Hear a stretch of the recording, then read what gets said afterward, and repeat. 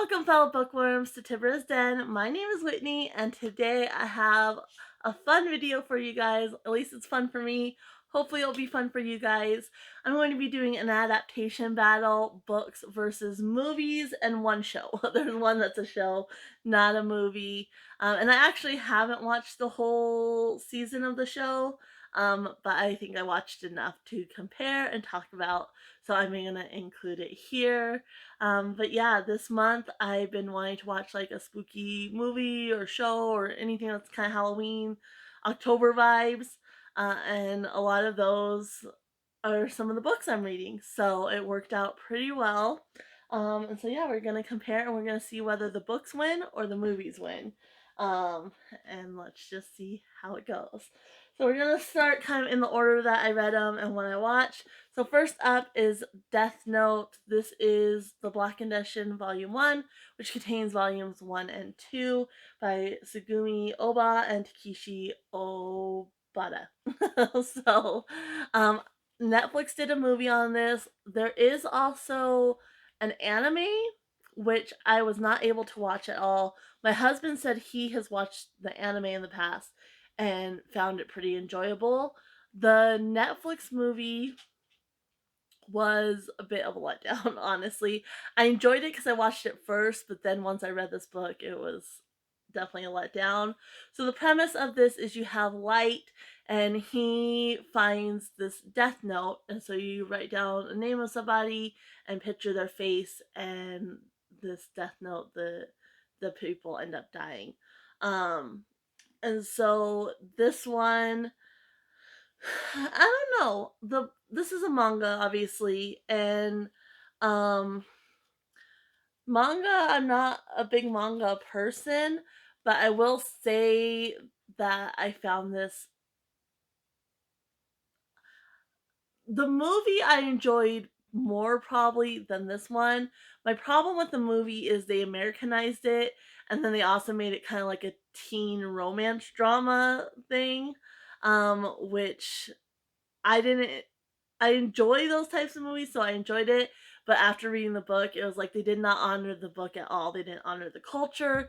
They didn't, honor the story itself. And so I was a little bit disappointed about that.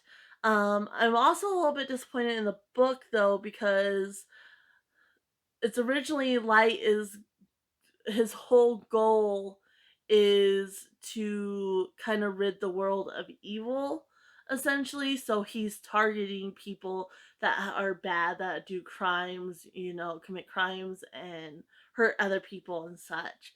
And that's the original goal, which is what I was expecting going in. But in this one, it kind of quickly gets off track from that. Like, you think that's his goal initially, but then anybody who gets in his way is also a target, which I will say for the movie, they honored that part of the storyline. They were like, this is, he wasn't comfortable targeting the other people, and it was the girl, his romance interest, that was kind of pushing him to that. So I like that aspect of the movie a little bit better than in here.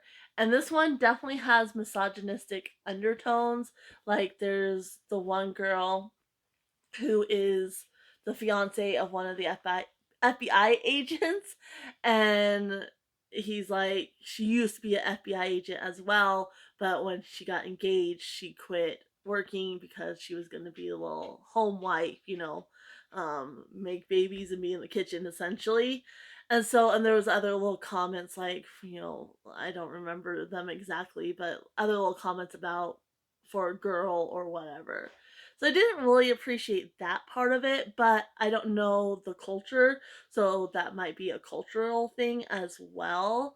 Um, but yeah, I was a little bit disappointed that he kind of got away from quickly. Like, it wasn't like he slowly, while I'm doing something right and justice and such, like he quickly kind of got away from his ultimate goal, which wasn't very well developed, but that might be also because it's a manga. So, and then as far as like I said, the show or the movie, it was just way too Americanized, and then that whole teen drama aspect kind of I enjoyed it watching it, but I don't think it honored the book at all. So, as far as which one wins, I would definitely go with this.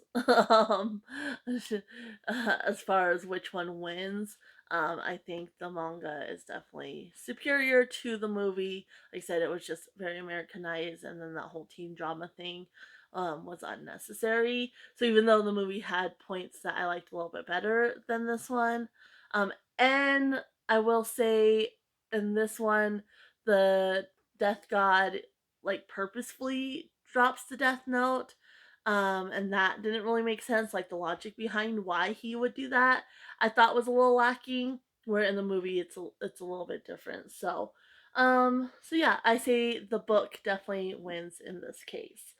So next up, we have Dracula, and I struggled so much with this book.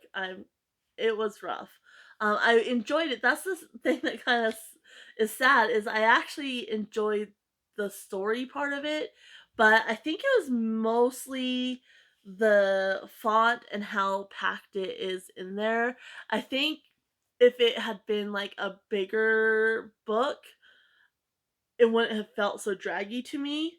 I could have enjoyed it a little bit more, but it felt like, and the pages are super thin, like they are super thin in this one, like Bible page thin. And so I think it was more the addition than the story itself. Because like I said, it just felt like I was making no progress on it, and it felt really draggy.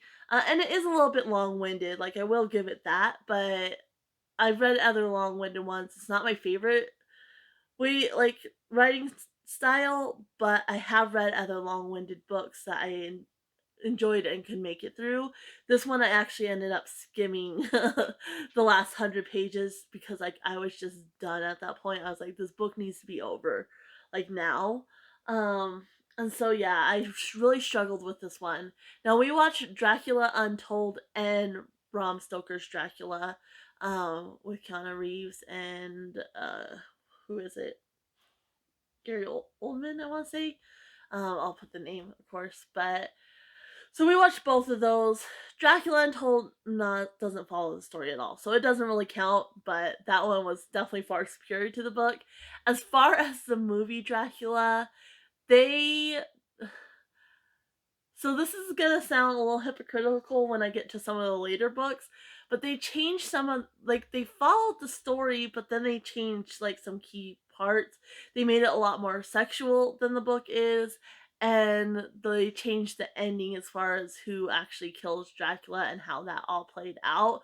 Like I could definitely see like pieces of the book in the movie, and we watched the movie first again, but I don't know. I did not like how overly dramatized. Like this one had more of an ominous feel to the spookiness, where Dracula was a little bit more cheesy and very overly dramatized.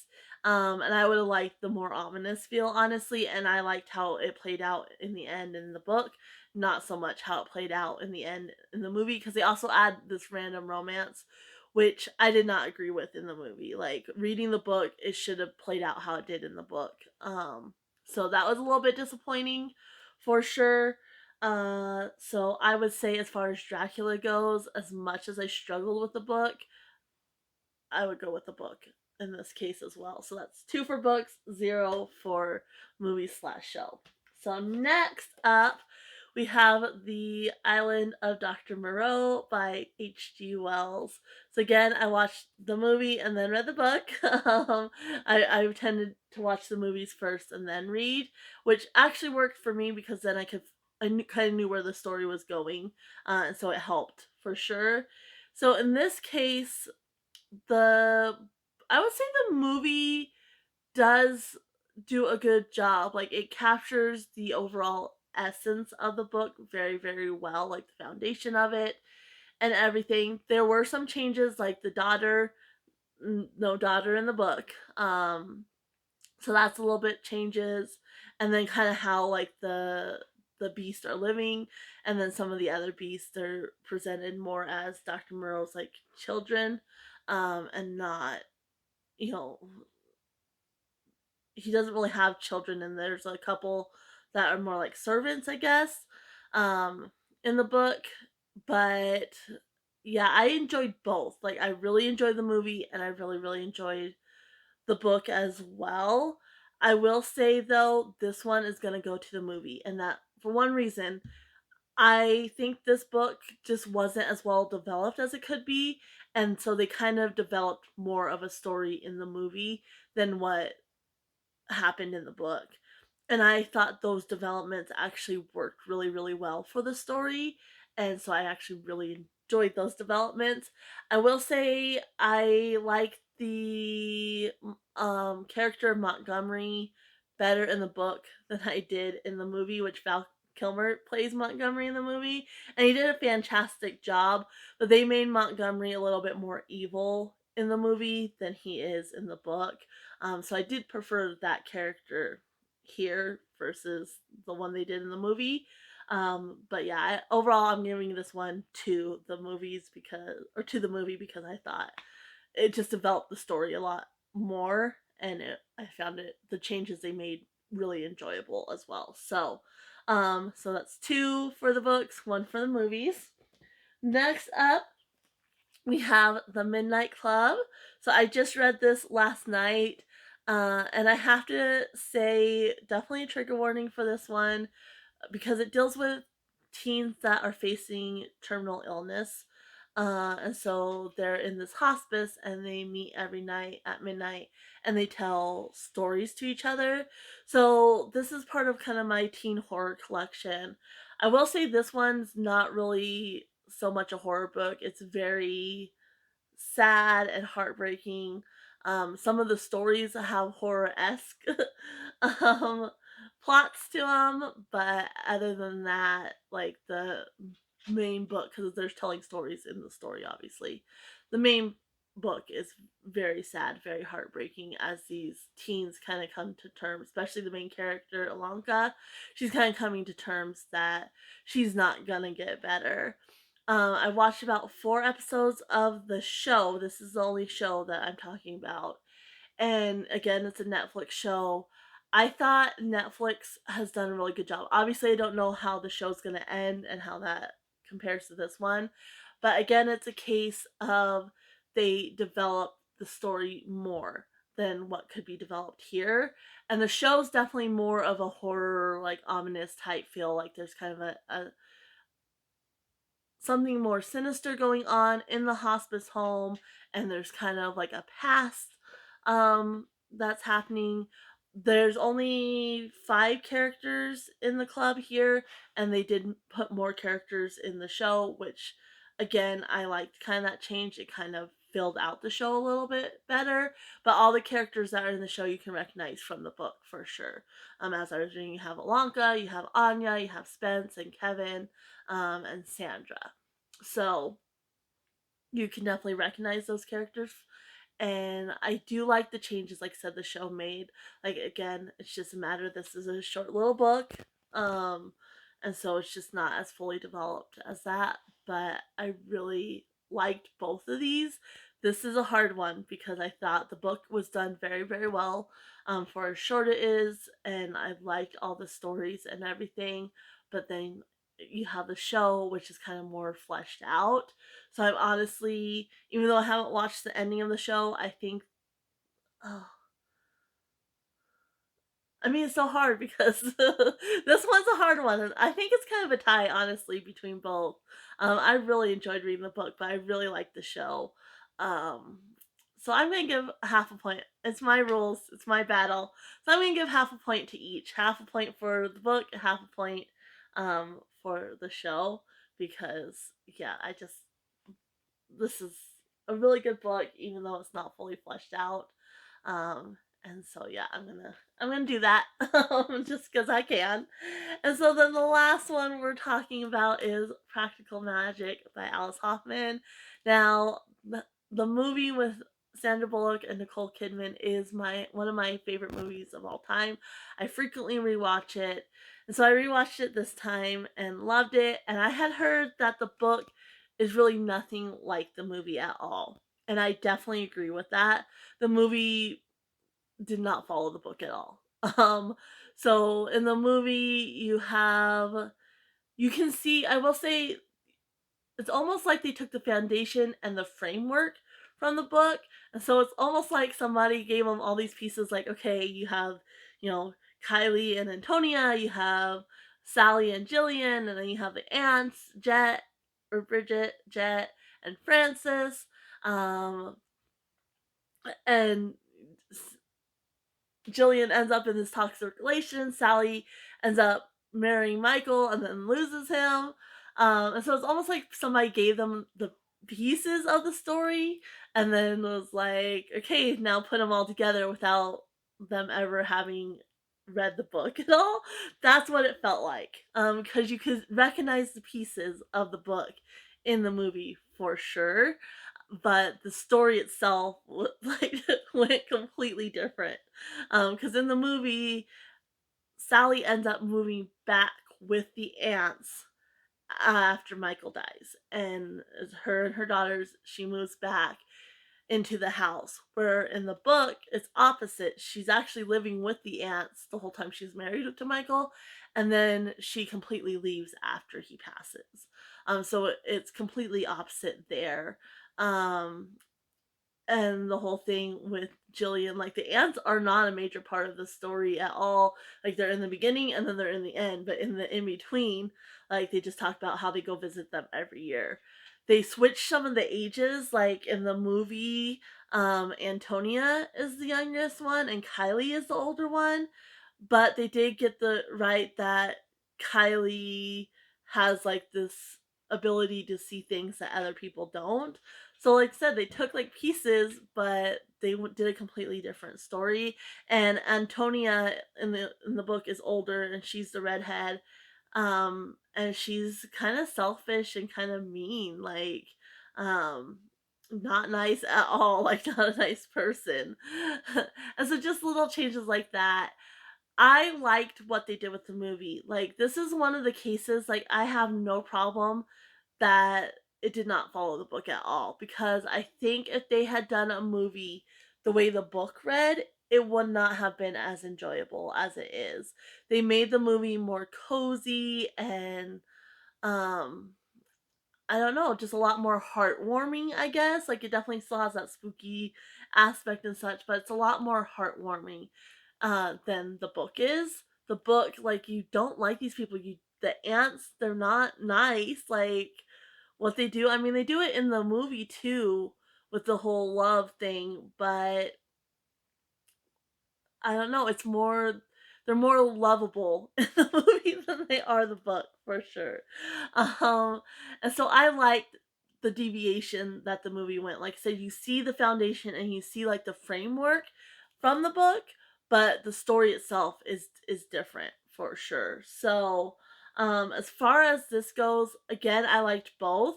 Uh, because I think if the book had been more like the movie, I wouldn't have enjoyed the book as much, and if the movie had been more like the book, I wouldn't love the movie like I do. So, this is another one that I enjoyed each for what they were, and so it's kind of hard to say which one wins because I liked both of them. I will say I started kind of getting a little bit over it towards the end of the book.